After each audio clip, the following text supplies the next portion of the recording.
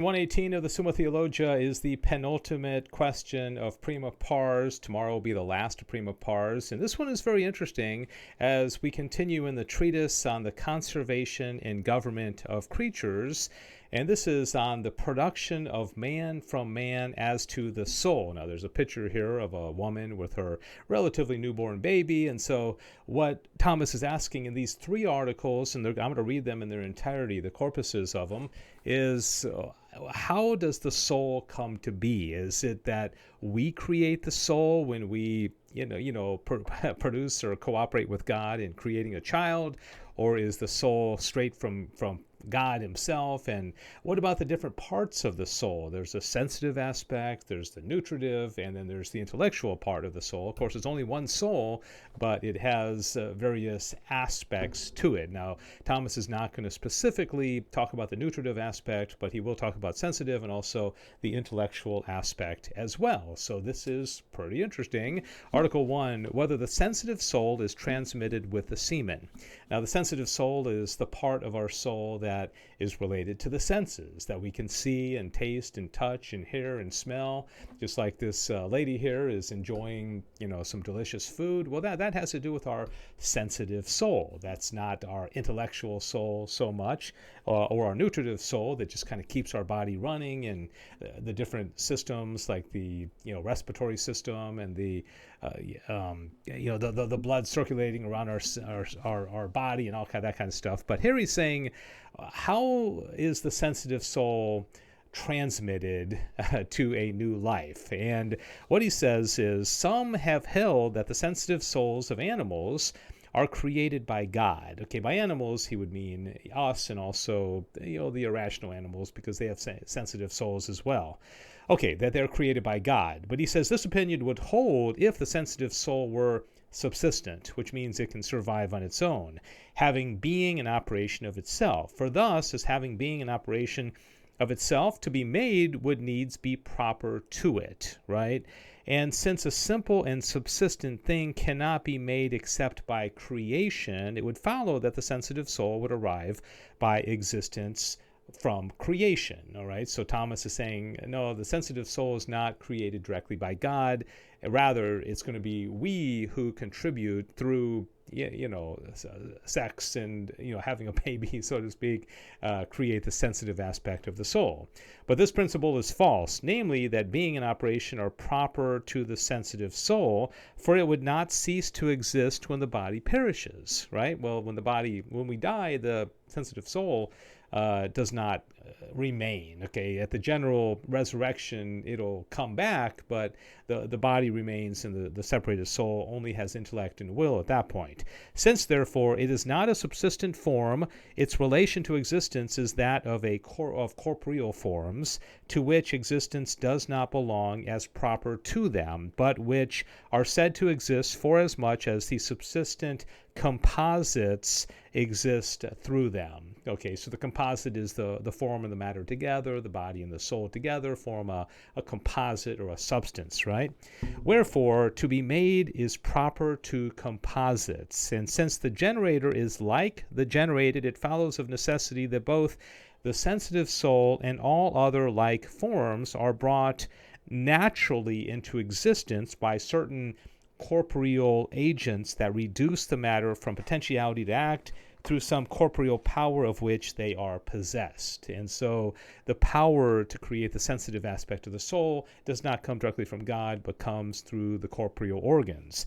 Now, the more powerful an agent, the greater scope its action has. For instance, the hotter a body, the greater the distance to which its heat carries. Therefore, bodies not endowed with life, which are the lowest in the order of nature, generate their like not through some medium, but by themselves. Thus, fire itself generates fire. Okay, so fire has got to be one of the most amazing things, because how do you classify it? It's not living, it doesn't have a soul, but it does move, and I've always been absolutely fascinated by fire.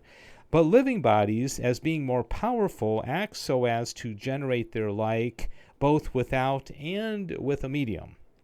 Without a medium in the work of nutrition, in which flesh generates flesh, All right, so our body grows as we feed it, and it's able to grow kind of on its own without direct, intervention of God with a medium in the act of generation, because the semen of the animal or plant derives a certain active force from the soul of the generator, just as the instrument derives a certain motive power from the principal agent.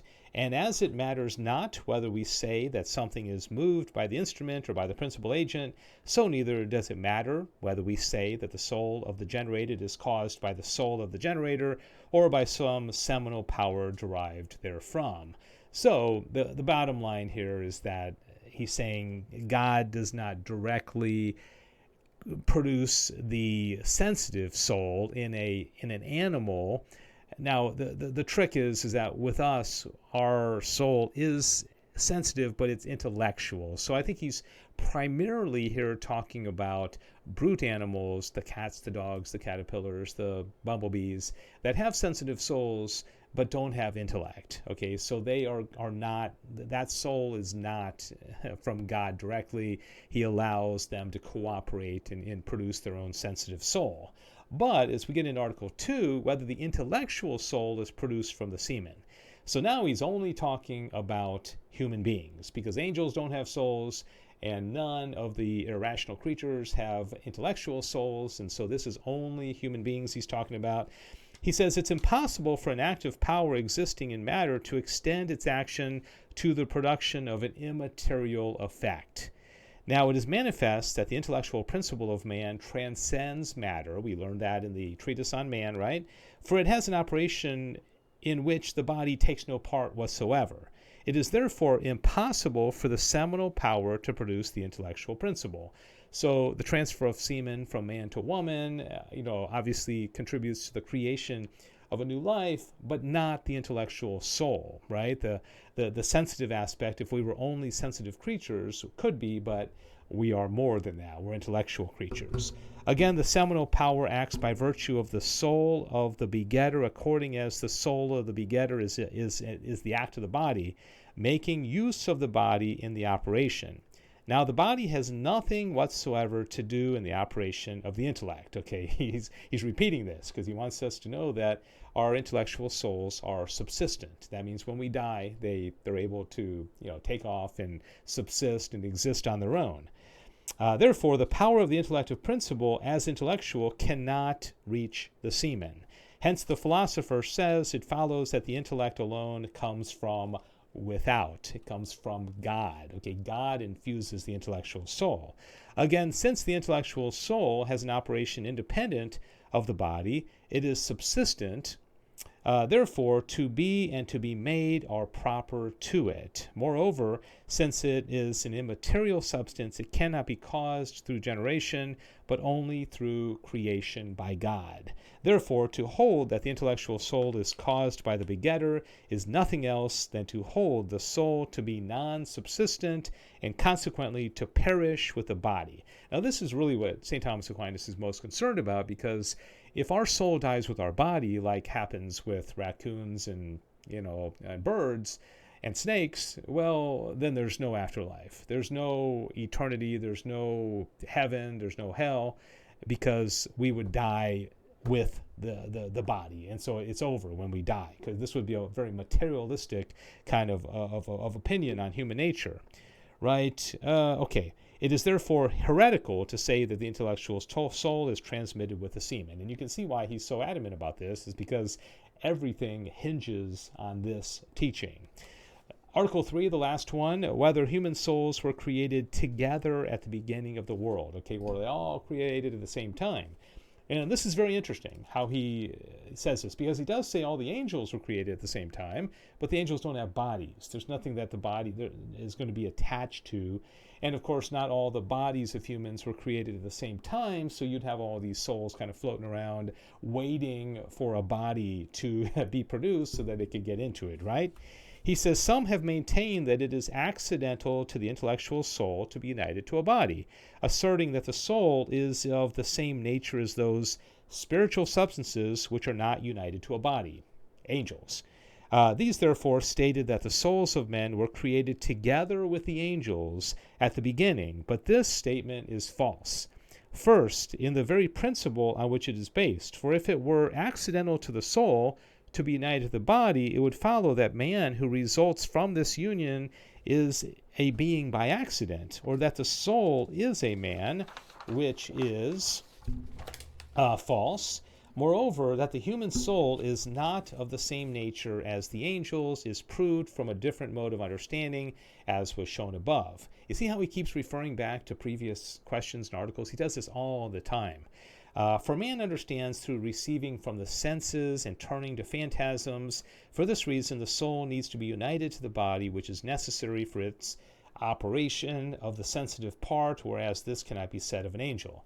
So he's saying here, angels and human beings, very, very different. Different natures, different species altogether, different modes of epistemology, different ways of coming to know things.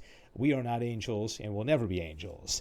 Secondly, this statement can be proved to be false in itself, for if it is natural to the soul to be united to the body, it is unnatural for it to be without a body. As long as it is without a body, it is deprived of its natural perfection. Now, this is like, John Paul II wrote Theology of the Body. The body is very important. The body is not to be thrown away. The body is not just a ball and chain like Plato would argue. The body is very important. It's integral to who we are. We're not a human being if we don't have a body.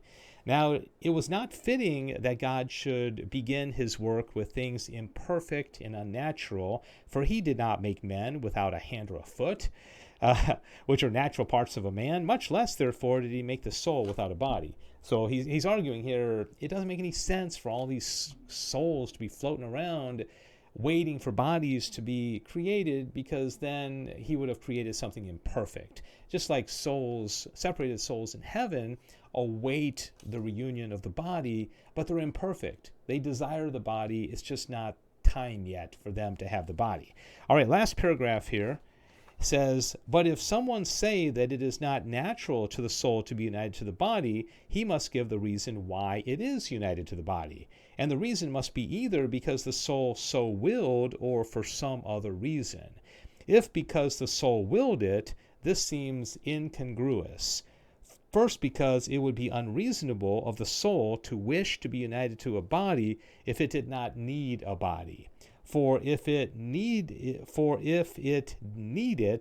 it would be natural for it to be united to it, since nature does not fail in what is necessary. I love that quote from Scripture, Wisdom 8:1. Is that what Wisdom 8:1? I think that's right. Secondly, because there would be no reason why, having been created from the beginning of the world, the soul should, after such a long time, come to wish to be united to a body.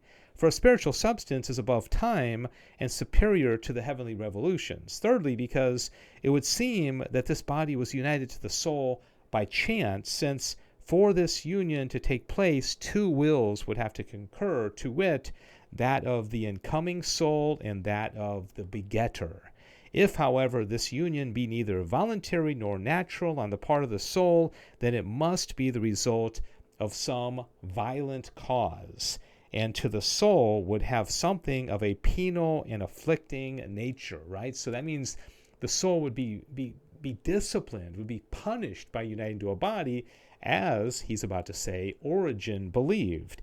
This is in keeping with the opinion of Origen, who held that souls were embodies in punishment of sin. Since, therefore, all these opinions are unreasonable, we must simply confess that souls were not created before bodies, but are created at the same time as they are infused into them. Okay, so when the conception happens and you have matter, you're going to have the form, the intellectual soul, from God uniting with that matter. Now, Thomas did believe in delayed ensoulment. That's a whole other issue, that there was a little bit of a time lapse between the matter and the infusion of the soul, but for the sake of what he's getting at here, that doesn't matter. So what the bottom line is, the body is good, the body is necessary, and a human person has to be a union, a composite of body and form in order to be a human being, and it doesn't make much sense for the souls to be kind of floating around before